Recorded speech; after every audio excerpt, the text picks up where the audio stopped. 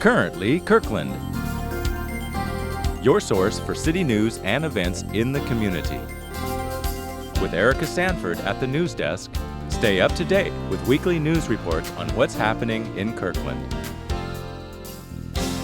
Now, here's Erica. Hi, I'm Erica Sanford, and welcome to this installment of Currently Kirkland. Every week, we're here with the latest in what's happening in Kirkland. Monday is Martin Luther King Jr. Day, a leader whom many honor through a day of service. One upcoming volunteer opportunity is the Cotton Hill Park Restoration Project, which will take place on the MLK Day of Service, January 17th from 10 a.m. to 3 p.m. Volunteers are needed to work with UW students and the Highlands neighborhood to remove invasive plants from the UW Restoration Ecology Student Project site. Dress for the weather, wear boots and bring gloves, clippers, shovels, and stiff rakes if you have them. Some snacks and tools will be provided.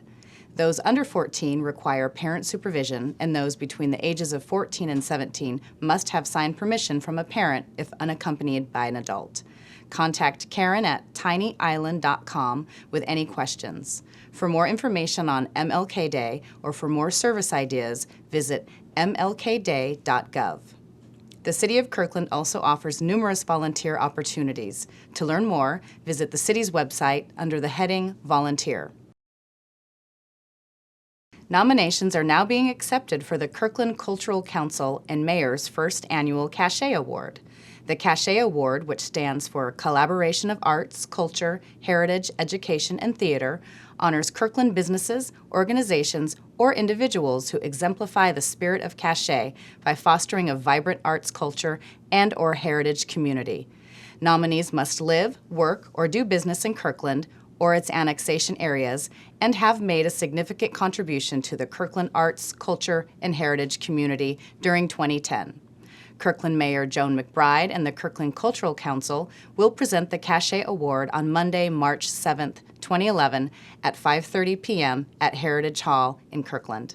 All nominations are due by Monday, January 24th at 4 p.m. Nomination forms are available at Kirkland City Hall, Kirkland Public Library, Park Place Books, and local art galleries, as well as online at the city's website, or by email request to kirklandcachet@gmail.com. Submit nominations electronically by emailing a PDF of the nomination form to kirklandcachet@gmail.com. By mail to the following address: City of Kirkland, CACHET Award, 123 5th Avenue, Kirkland, Washington, 98033. Attention Ellen Miller Wolf. If you would prefer, you can also drop off a hard copy of your nomination at Kirkland City Hall in an envelope labeled Attention CACHET Award. Get out your mitts and bats. Kirkland's Pony Baseball League is now registering players for its 2011 season. Kirkland Pony Baseball provides an opportunity for players who want to continue with baseball after Little League at a low cost. Fees start at $325 for a 25-game season, where select programs often cost more than $2,000. The program uses Lee Johnson Field at Peter Kirk Park as its home field. Teams compete against other Kirkland and Eastside teams for the most part, as well as teams from other cities like Mountain Lake Terrace and Seattle. Kirkland Pony Baseball includes 3 age groups: Pony, ages 13 to 14, Colt, ages 15 to 16, and Palomino, ages 17 to 18.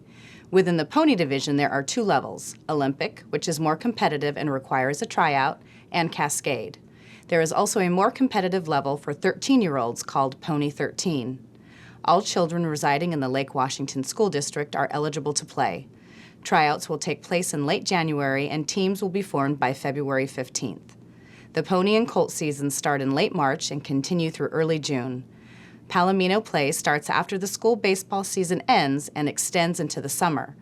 Complete information about the program, contact information, and registration is available at www.kirklandbaseball.org. The birdies are out, and it's not even spring yet. A new badminton facility is now open in Kirkland. The Seattle Badminton Club opened its new space December 3rd at 10858 117th Place Northeast. It includes 10 courts as well as office space. Since the opening, 111 people have signed up and 1 tournament has taken place. Lessons and classes are available for all age groups and knowledge levels, but there are also ladders to help players brush up on skills and see where they are compared to others. The building is only staffed for a few hours a day, but members have access to the facility through key cards from 7 a.m. to 11 p.m. Drop-ins are welcome for people interested in checking out the facility. To celebrate the grand opening, the club will be holding an open house on January 29th from noon to 5. To learn about the club, visit seattlebadminton.com or call 425-889-5958. The Kirkland Senior Council has released a DVD that addresses the important topics of fall prevention for older adults. Although falling is a very serious concern for older adults, Falling into Fitness takes a light, humorous approach as it follows Wilhelmina, a 60-something who has a home fall. Each year, 1/3 of those over age 65 and living on their own have a fall. Although these falls vary in severity, approximately 30% of them result in a reduction in mobility. Many require a visit to an emergency room and hospitalization. At Kirkland's Evergreen Hospital Medical Center, 1/3 of the emergency room visits are fall-related. Falling into Fitness is being distributed to Kirkland area retirement communities, assisted living facilities, and rehabilitative clinics. It is also available on K-Life cable broadcasts and can be seen online at www.ci.kirkland.wa.us under Video on Demand. Educational copies are also available on DVD. For details, call 425-587-3360. King County's South Kirkland Park and Ride property is being considered for a Transit-Oriented Development Project, or TOD. The City of Kirkland must adopt zoning regulations to guide the development of the site.